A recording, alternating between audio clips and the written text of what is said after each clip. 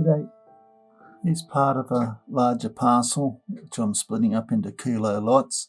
A little bit later I'll show you what a kilo looks like. It's fairly similar in size. It varies a bit in quality though, from pieces with colour on it like that to bits with just thin seams. Sometimes these can be polished, other times just perhaps shape it and cut it and just have a line of colour running through the stone. Go a bit closer to get a better look.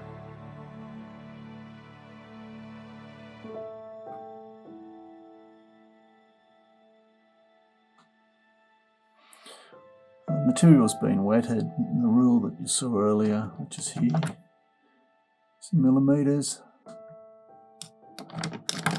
It does vary a bit in quality.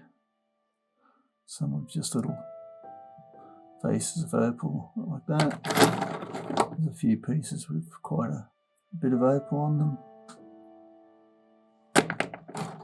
Pieces with just veins of colour.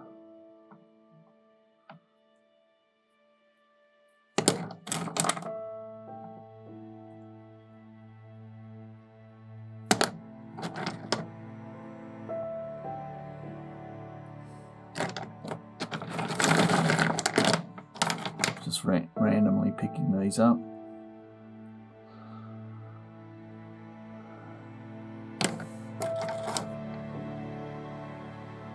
Good material to practice on. It's not very expensive, so you aren't going to lose a lot of money just grinding it away and practicing. Because the idea with Boulder Opal is to find a seam like there and then grind down until you get to the opal layer. Hopefully some of them quite possibly maybe a bit more gemmy, just potch.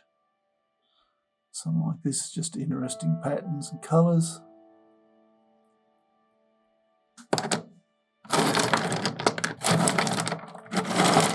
Anyway, hope you enjoyed looking. Cheers. Here's what 1 kilo of these pieces of opal look like.